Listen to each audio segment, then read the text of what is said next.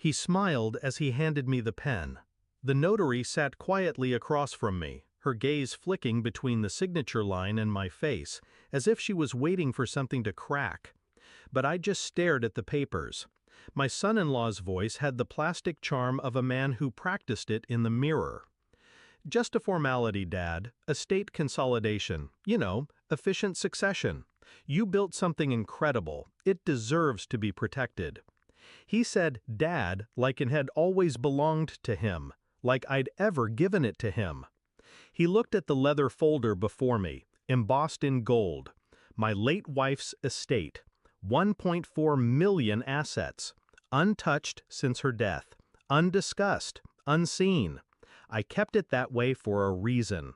And now here he was, with his shiny shoes, new Rolex, and a legal witness, trying to take what was never his. My daughter wasn't with him. She never showed. I wondered if she knew, or if this, too, was orchestrated behind her back. I slid the papers back across the table. No. Just that one word. But the tremor in his left eye, barely a twitch, told me everything I needed to know. When Sarah got married last spring, I gave her nothing but a quiet hug. Not because I didn't love her, but because I'd already buried one betrayal, and I wasn't ready to exhume another. She had her mother's smile, her mother's softness, but not her mother's loyalty. 5 years ago, just weeks before her cancer diagnosis, my wife had asked me something strange. "Don't give the estate to Sarah. Not yet. Wait until she's ready." I never asked what she meant, because I already knew. She'd found the messages too, the one Sarah sent from that burner phone, the private dinners with David, not me. My wife didn't confront her, didn't scream or accuse, just died quietly, with that knowledge tucked behind her fading eyes. I honored her wish.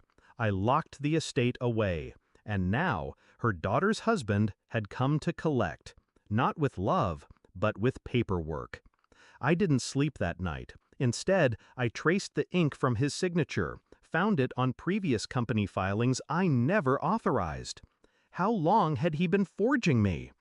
I pulled Sarah's wedding album from the shelf, flipped through smiling faces and white flowers, paused at one photo, David whispering into her ear, her eyes glancing not at him, but at the camera, at me.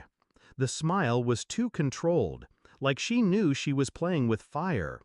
I checked the estate account, still untouched, but his company, their company now, had been hemorrhaging cash. Vanity investments, unsecured loans to unknown vendors.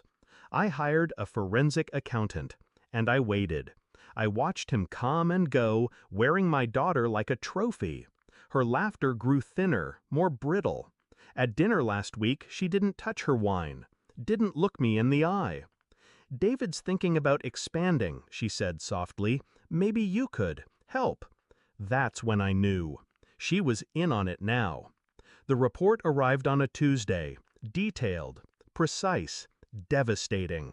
He'd already secured loans against the company's name using falsified documents, had plans to sell it offshore, all contingent on my signature, the one I refused. The final page included surveillance footage, David in a hotel lobby, not alone, not with my daughter. I printed the report, slid it into a clean envelope, and marked it with one word: Sarah.